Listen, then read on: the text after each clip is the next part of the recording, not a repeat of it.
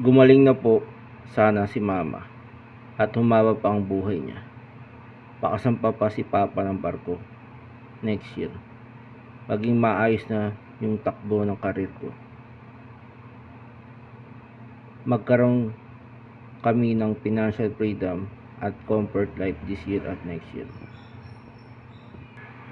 Tumama rin kami ng mega jackpot prize sa Ultra Lotto 650 this month at this year.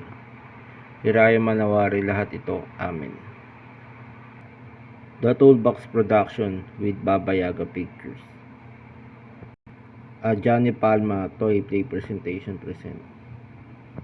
Plus Star Season 8, The Phantom of Sorrow, created by Johnny Palma, #NowPlay.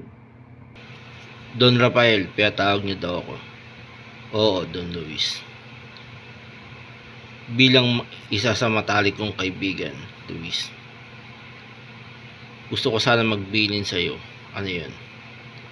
Gusto ko sanang ibilin sa'yo ang tungkol sa kaso ni Don Diego de la Vega na nadakip natin last time bilang si Zorro.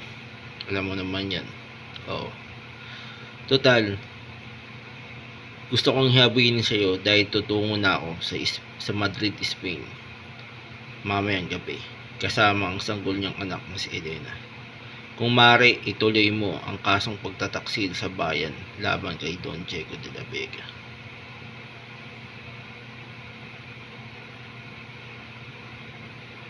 Gusto kong mangako ka na itutuloy mo yun, ang kaso na yun. Huwag kang mag-alala, Rafael. Nagagawin kong miserable ang buhay ni Diego de la Vega sa loob ng bilangguan habang buhay. Magaling kong ganoon, kaibigan. Makakaasa ka. Nagagawin kong lahat ito para sa'yo. Sige. Total, Captain James Harrison, ikaw ang provincial captain dito ng bayan, sa bayan ng California. Gusto ko sanang hingi ng tulong mo na pabaksakin si Diego de la Vega. Maaari bang gawin mo to para sa bayan, Captain James Harrison? Huwag po kayo mag-alala, tutulungan ko po kayong gawin yan na pabaksakin si Don Diego de la Vega. Sige, makakaalis ka na. Ngayon, nasa gitna tayo ng hearing tungkol sa kaso ni Don Diego de la Vega. At ang sagot ng Korte Suprema ay kakatigan namin na wag itong parusahan ng kamatayan dahil lamang sa pagtataksil sa bayan. Pagkus, papatawan na lamang ito ng habang buhay na pagkakabilanggo sa isang isla sa labas ng California.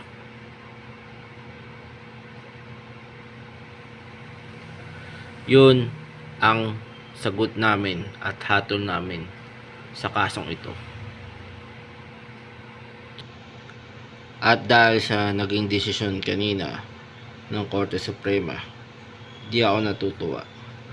At para maaganti ako sa mga judge na pumabor sa kaso ni Diego, gusto ko sanang utusan si Captain James.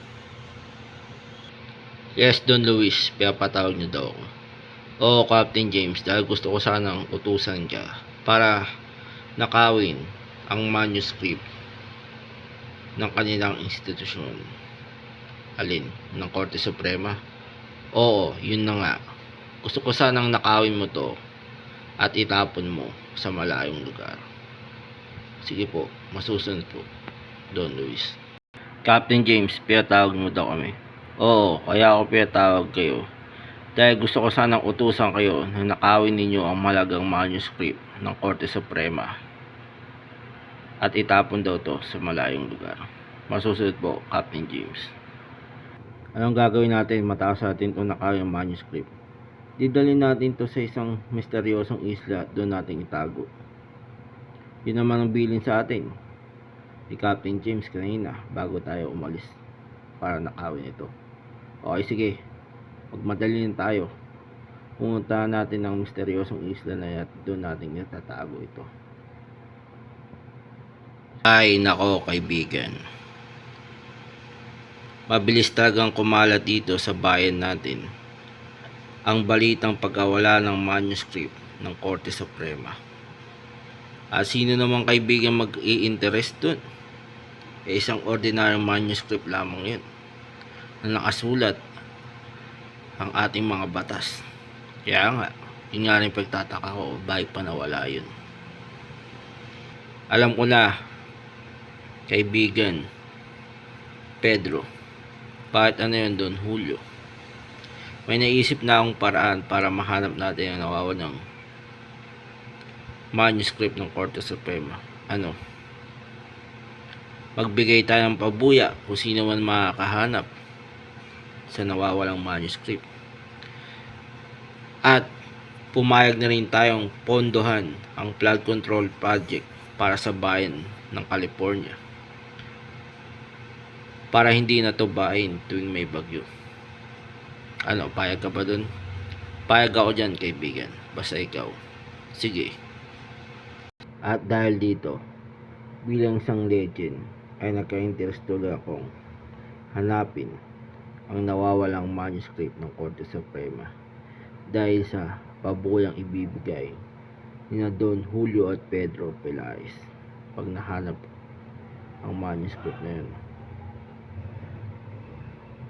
Pero isasama ko dito sa mission na to ang dalawa kong pagkakatiwalaang tao, ang magkapatid na Joaquin at Alejandro Murrieta, pati na rin si Father Francis Borton. At bilang paghahanda sa gagawin nating misyon ay magsasanay tayo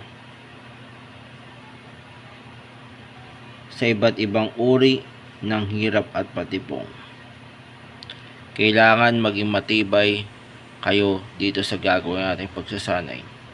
Para sa ganun, ang grupo natin ang makahanap sa nawawalang manuscript na yun. Maliwanag ba?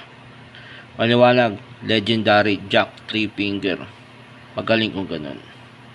Ngayon, matapos ang ginawa nating seryoso at mahirap na pagsasanay, handa na tayong tumungo doon sa isang misteryosong isla kung saan